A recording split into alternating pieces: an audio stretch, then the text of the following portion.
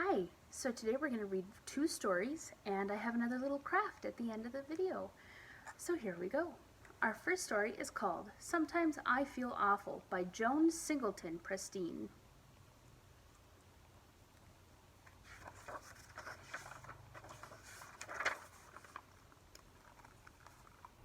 Sometimes my day starts happy, then turns into a jealous, impatient, mad, scary, sad, cranky, lonely, frustrating, ashamed, shy, left out, really tired day.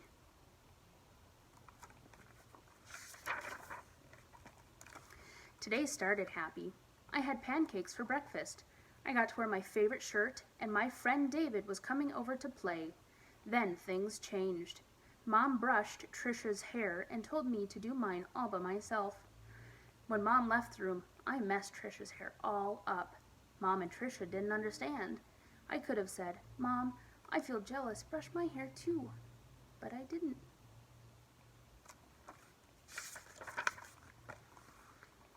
Then I waited and waited for David to come over to my house to play. When he finally got there, I was happy. I said, "David, let's go climb the tree." But David sat down and put together my house puzzle instead. When he was finished, I said, "David, let's go climb the tree." David sat on the floor and put together my dog puzzle instead. One more time, I said, "David, let's go climb a tree." David ignored me, so I punched him. David didn't understand. I could have said, "I feel impatient. I waited and waited for you to climb the tree." But I didn't. David picked up one of my games. I shouted, "That's mine! You can't play with it!" David didn't understand. I could have said, "I feel selfish. That's my game. I don't want to share today. And besides, I still want to climb the tree." But I didn't.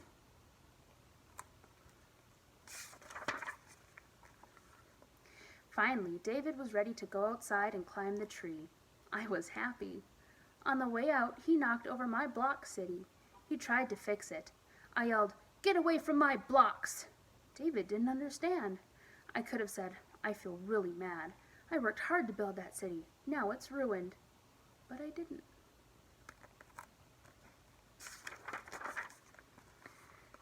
Finally, David and I climbed the tree, and I was happy. We climbed higher and higher. The branches started swaying, and I started crying. David didn't understand. I could have said, "I feel scared. It's too high. Let's climb down." But I didn't.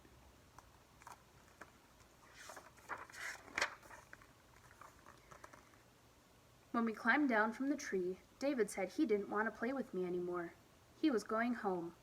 He said because I was too cranky. So David went home.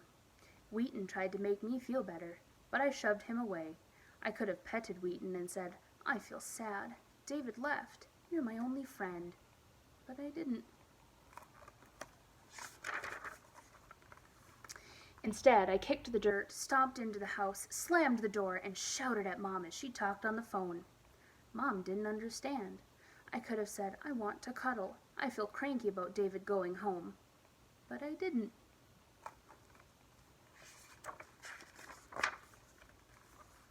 Mom hung up the phone, and I whined in my whiniest voice. Mom didn't understand. I could have said, "I feel lonely. David went home, and I didn't have anyone to play with." But I didn't. Mom wanted me to be happy. I wanted to be happy too, but I was having a jealous, impatient, selfish, mad, scary, sad, cranky, really lonely day, and besides, no one understood how I felt. Mom handed me a picture to color. I scribbled all over it. Mom didn't understand. I could have said, "Help me. I feel frustrated." But I didn't.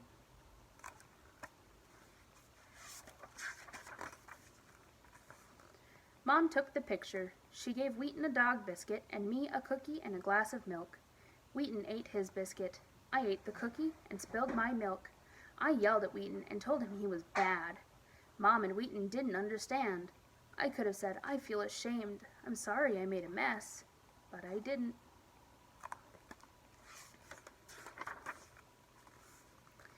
The day got even worse when my brother came home from school. He brought home a new friend. I hid behind the chair and wouldn't talk. My brother and his friend didn't understand. I could have said, I feel shy. I don't want to talk to someone I don't know. But I didn't. After his friend left, Mom and my brother talked to each other in the kitchen.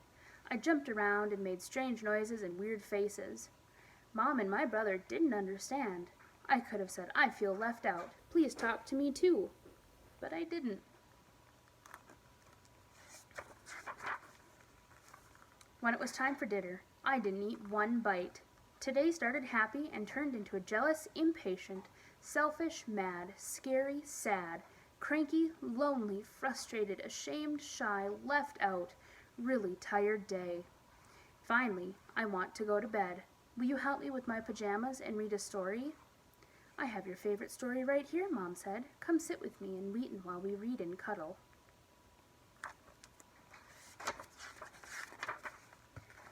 Finally, Mom understood me. Tomorrow when I play with David, I'm going to tell him how I feel and what I want. Maybe tomorrow will be a happier day. The end.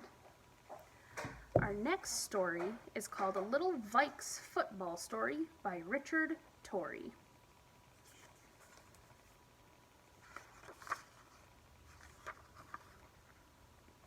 This is my football.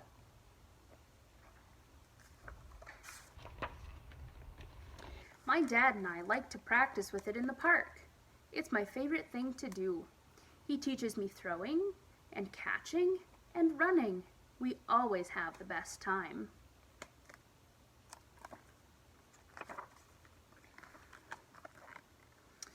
But today, we're not going to the park. That's because today I have my first real football practice with a real football team that plays on a real football field. Am I going to like playing on a real football team, Dad? You betcha, Drew. Look, it's Victor.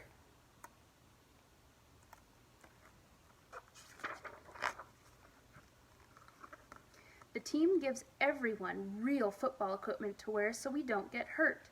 Real football players wear football pants with lots of pads in them, and shoulder pads. Wow, stripes! These feel squishy. Hold still, Zach. Look at my muscles. Me too!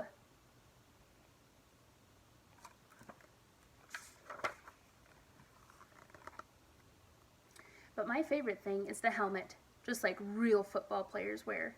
It's purple and shiny. That's because our team is called the Little Vikes. I can hear the wind coming through the holes in my helmet. Me too!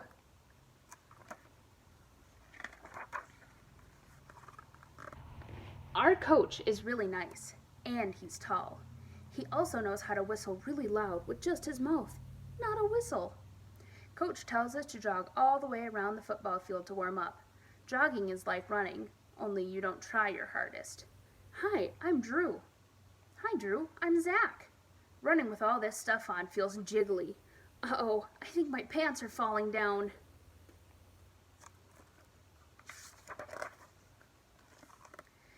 Next, we make a big circle around Coach. He shows us how to stretch our muscles. Okay, boys, try to touch your toes. Drew, I lost my shoe. Here it is, Zach. My arms are too short.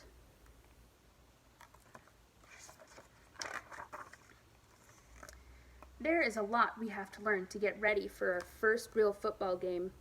Coach tells us how to hold a football with 2 hands so we don't lose it when we run. When that happens, it's called a fumble.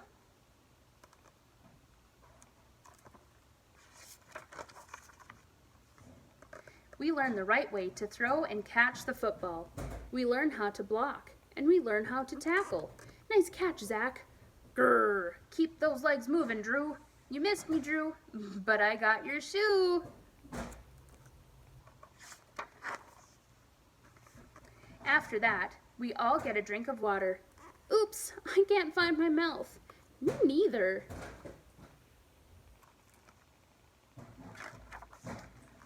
Then, Coach says it's time for a scrimmage. A scrimmage is a practice football game where you don't have to keep score.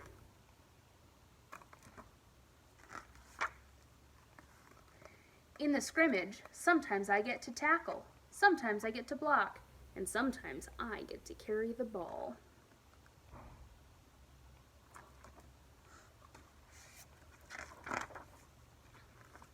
Touchdown!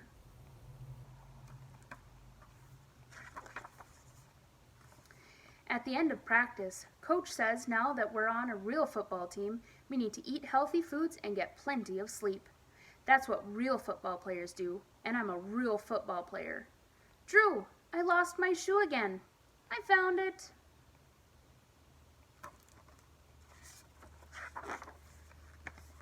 I think I'm going to like playing on a real football team, but I still want to keep practicing with my dad. Did you have fun, Drew? Yes, it was the best real football practice ever.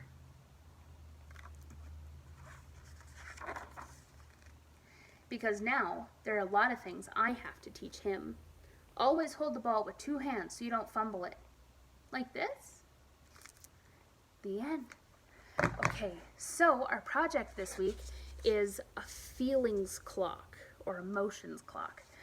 So what you're going to do is you're going to draw circles on a plate, and then you're going to draw in the emotions with a pencil, and then you're going to color them in and make it your own and put a little hand that moves around.